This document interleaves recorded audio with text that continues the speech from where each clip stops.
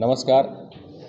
2025-26चा देशाचा अर्थसंकल्प 1 फेब्रुवारी रोजी माननीय वित्तमंत्री निर्मला सीतारामनजी यांनी घोषित केलेला आहे.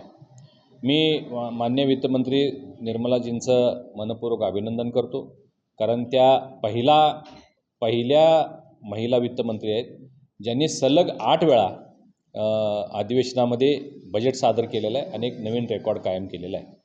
मी प्रधानमंत्री आदरणीय नरेंद्र मोदीजी यांचंसुद्धा अभिनंदन करतो, कारण 2047पर्यंत भारताला विकसित राष्ट्र बनवण्याचा संकल्प त्यांनी केलेला आहे आणि त्या दिशेनं जाणारा हा अर्थसंकल्प आहे. या अर्थसंकल्पामध्ये सर्व घटकांचा समावेश आहे.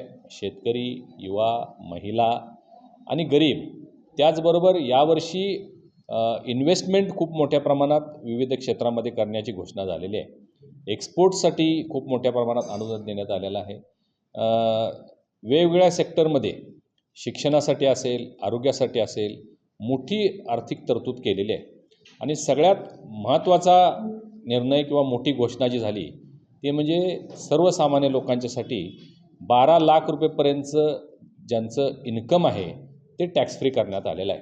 यामुळं देशातल्या साधारण 9.5 करोड परिवारांना फायदा होणार आहे आणि केंद्र सरकारच्या माध्यमातून साधारण 1 लाख करोड रुपयाची सूट या 12 लाख रुपयेच्या टॅक्स फ्री स्लॅबमध्ये देण्यात येणार आहे, ज्याच्यामुळं 1 लाख कोटी रुपयेचं उत्पन्न किंवा हातामध्ये क्रियाशक्ती किंवा अर्थशक्ती लोकांची वाढवण्याच्या दृष्टिकोनातून या 1 लाख कोटीचा फायदा होईल आणि खूप मोठ्या प्रमाणात लाभ वेगवेगळ्या सेक्टरमध्ये लोकांना इन्व्हेस्टमेंटसाठी, शिक्षणासाठी, खरेदीसाठी याचा लाभ होणार आहे.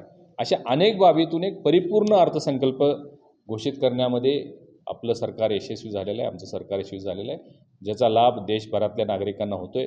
विरोधकांना पहिल्यांदा यावेळी कुठल्याही पद्धतीचा आरोप आणि आक्षेप घेता आला नाही. अशा पद्धतीचा अर्थसंकल्प घोषित केल्याबद्दल मी प्रधानमंत्री नरेंद्र मोदीजी आणि वित्तमंत्री निर्मलाजी यांचं मनपूर्वक अभिनंदन करतो. पश्चिम महाराष्ट्रातील सर्वात भव्य व कृषीपूरक व्यवसायांचे परिपूर्ण प्रदर्शन प्रत्येक वर्षी भीमा कृषी 2025 भव्य कृषी व पशु प्रदर्शन 21, 22, 23 व 24 फेब्रुवारी 2025. स्थळ मेरीवेदर ग्राउंड, कोल्हापूर.